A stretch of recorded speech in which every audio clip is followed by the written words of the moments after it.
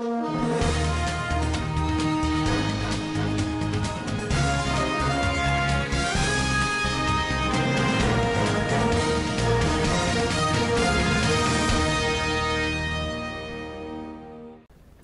77,000 teachers to write qualifying examination across Nigeria. Many Nigerians will not have access to their bank accounts from next year 2020. President Muhammadu Buhari says only persons with solid base will be elected into APC positions. African Development Bank approves $210 million for Nigeria's electricity transmission expansion project. On the international scene, President Donald Trump of the United States has predicted his victory after the Democratic Speaker of the House of Representatives gave the green light for his impeachment.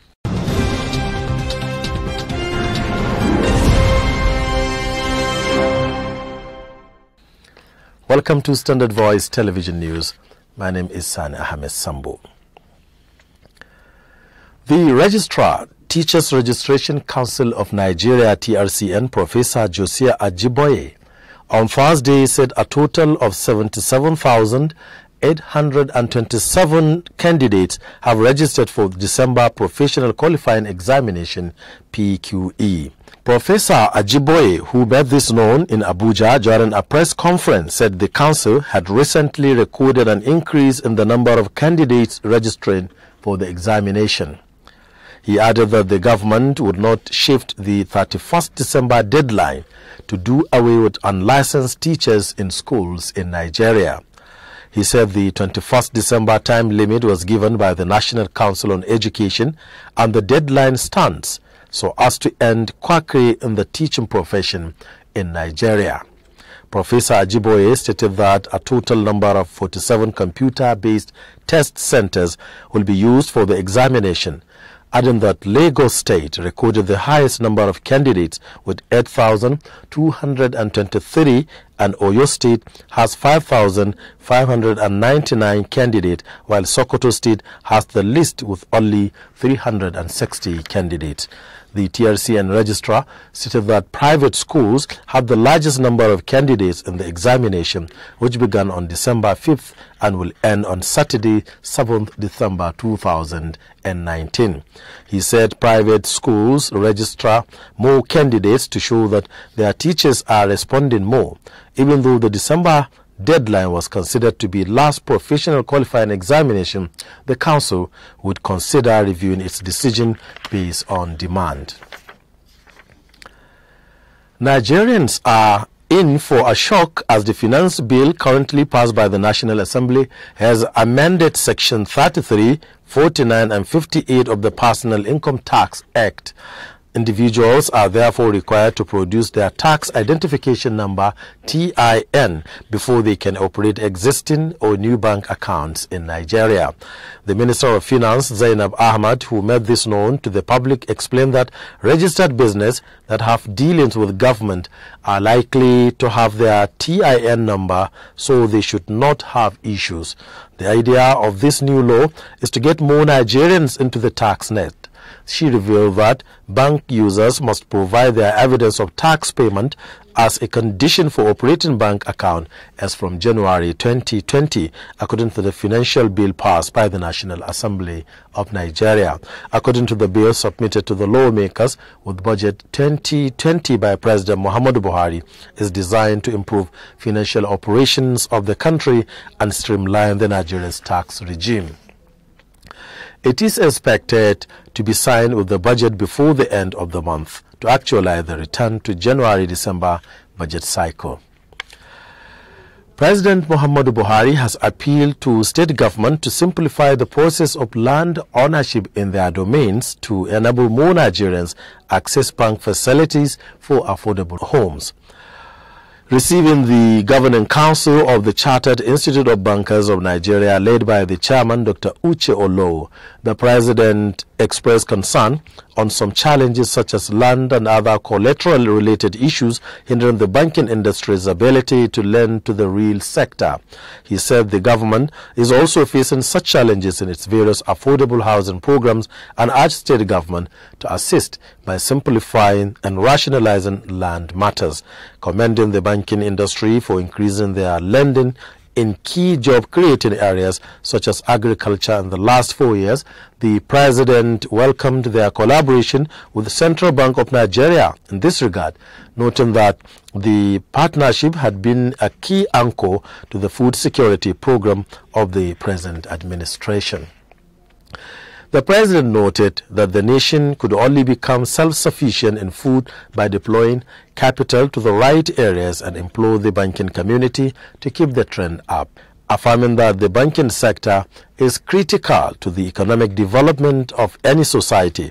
President Muhammadu Buhari said he is proud that Nigeria has the most vibrant, creative and innovative banking sector across the African continent.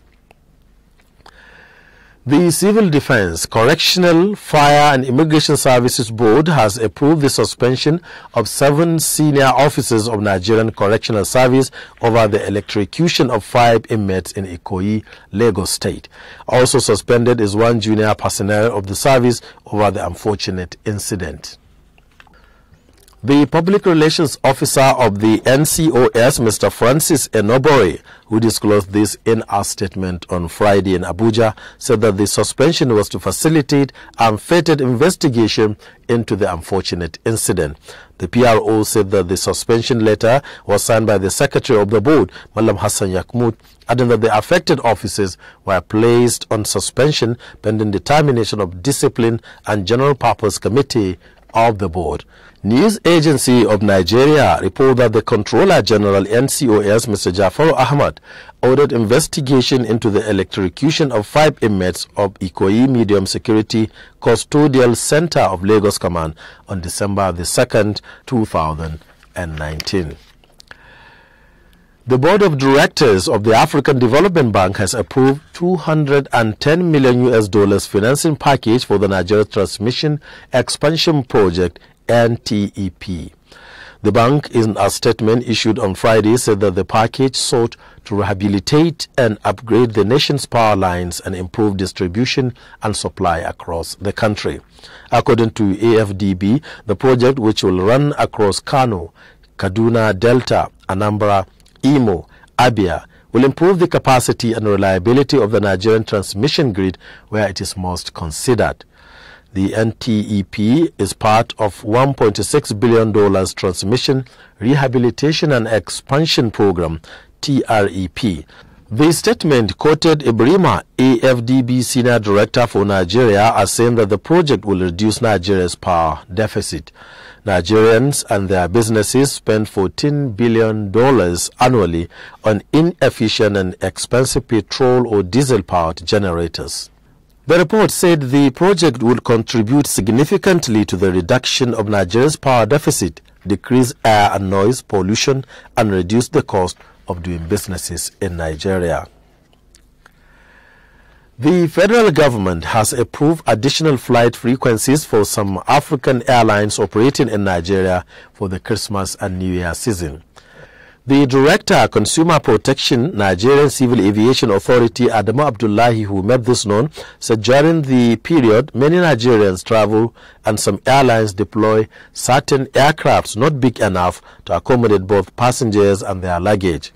He said African airlines, including Royal Air Maroc, Egypt Air, and some others, had been granted permission by the federal government to operate additional flights and use wide-bodied aircraft to cater for their passengers' need. Mr. Abdullahi said African airlines come into this country with Boeing 737, but even if it is 800 series, it will not carry much luggage. According to him, the Consumer Protection Nigerian Civil Aviation Authority is at the forefront of ensuring the Ministry of Aviation grants request so that passengers can have their luggage in time and avoid problem of not arriving at their destination with their luggage. President Muhammadu Buhari on Friday in Abuja told state chairman of the All Progressive Congress APC that only members with solid base from the grassroots to national level will represent the party in its elective positions. Receiving state chairman of the party led by the national chairman Adams Aliyu Oshomole at the State House, the president urged them to serve the party with all their might and see their chairmanship as part of national service. The president said bottom-to-top approach would ensure that only popular party men and women represent the party's interests at the national level.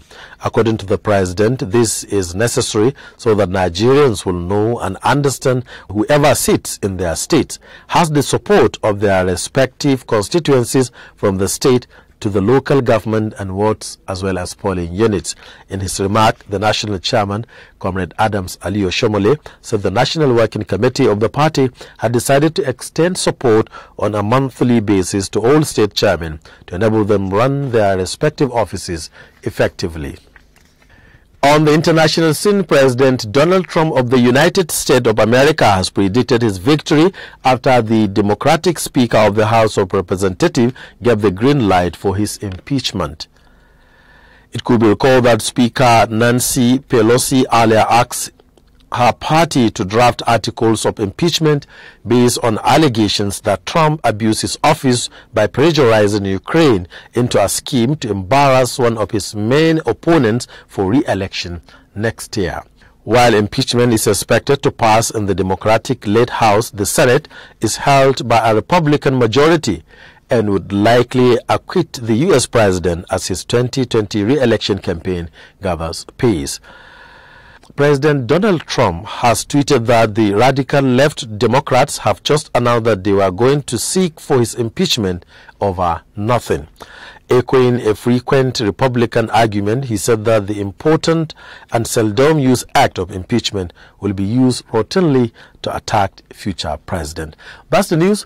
Don't go away as we take you quickly to our sports studios with Abu Sufyan Abubakar. Abu Sufyan, if you are ready, over to you.